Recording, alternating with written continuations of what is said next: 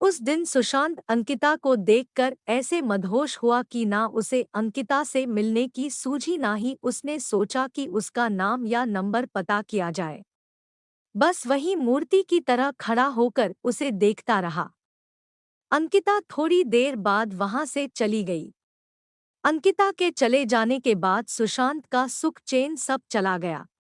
सुशांत को लगने लगा अगर वह अंकिता को फिर से नहीं मिलता है तो शायद उसकी जान निकल जाएगी। यह एहसास जितना दुखदाई था उतना ही अनोखा था। कहीं ना कहीं उसे ये सब अच्छा लग रहा था। शायद यह प्यार था, सच्चा प्यार।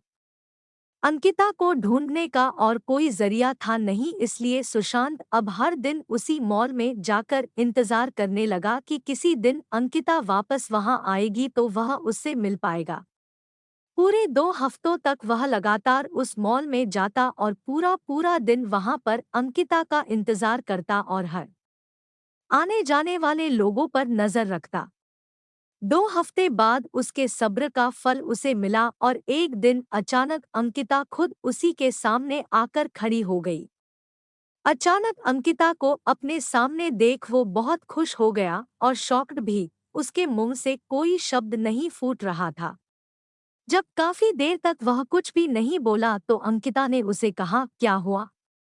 इतने दिनों से मेरा इंतजार कर रहे हो और अब जब मैं सामने खड़ी हूं तो तुम मुझसे बातें नहीं करोगे? सुशांत ने चौंकते हुए कहा, हाँ करूंगा, बिल्कुल करूंगा। लेकिन पहले यह तो बताओ तुम्हें कैसे पता कि मैं इतने दिनों से यहाँ तुम्हारे लिए आता हूँ?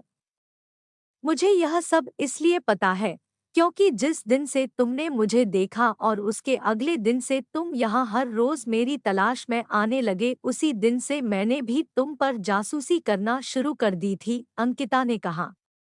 सुशांत के मन में एक और सवाल कौंधा। उसने पूछा, अच्छा यह तो समझ में आया कि तुमने मुझ पर बरोबर जासूसी की है, लेकिन फिर भी यह क्लियर नहीं हुआ कि तुम्हें कैसे पता चला कि मैं तुम्हारी तलाश में यहाँ पर आता था।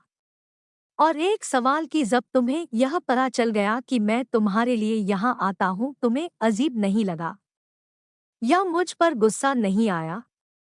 अगले दिन आकर जब तुमने मेरे बारे में उसी दुकान में पूछताछ की जहाँ से मैंने खरीदी की थी तो उस दुकानदार ने तुम्हें तो मेरे बारे में कुछ भी नहीं बताया, लेकिन मैं उसकी रेगुलर कस्टमर हूँ इसलिए उसने फ़ोन करके तुम्हारे बारे में मुझे सब कुछ बता दिया था। मुझे अजीब लगा था कि कोई क्यों मेरे बारे में छानबीन कर रहा है। इसलिए मैंने उसी दिन से यहाँ पर आकर तुम पर जासूसी करना शुरू कर दिया और दूर से ही तुम पर नजर रखने लगी, अंकिता ने कहा। अंकिता आगे बोली, उस दिन सिर्फ तुम्हें ही मैं पहली नजर में पसंद नहीं आई थी। मैंने भी तुम्हें मॉल में देखा था और मुझे भी तुम अच्छे लगे थे। इसलिए जब मैं तुम पर नजर रखने लगी तब मेरे मन में तुम्हारे बारे में और ज्यादा जानने की मंशा जागी, इसलिए मैं उसी दिन तुमसे बात करने के लिए नहीं आई और इन 2 हफ्तों में मैंने तुम्हारे बारे में काफी कुछ जाना। मुझे यह तो पता चल गया था कि तुम मुझे इसलिए खोज रहे हो क्योंकि तुम मुझसे प्यार करने लगे हो, लेकिन मुझे इस बात को कंफर्म करना था कि कहीं तुम्हारा प्यार सिर्फ शारीरिक आकर्षण तो नहीं है, जो अक्सर इस उम्र में हो जाया करता है। लेकिन जैसे जैसे दिन बीत गए और मैंने देखा कि तुम बिना धीरज कोई और बिना इंटरेस्ट यूज किए उतनी ही शिद्दत से मेरे लिए यहाँ आते थे और मुझे तलाशते रहते थे, तो मुझे यकीन हो गया कि यह महज एक आकर्षण नहीं है बल्कि तुम सच में मुझसे प्यार करने लगे हो। और इस बात को तब और ज्यादा मजबूती मिल गई जब मैंने देखा कि मॉल में मुझसे भी ज्यादा सुंदर लड़कियां तुम्हारे पास से गुजरती थी, लेकिन तुम उनमें सिर्फ मेरा चेहरा देखना चाहते थे।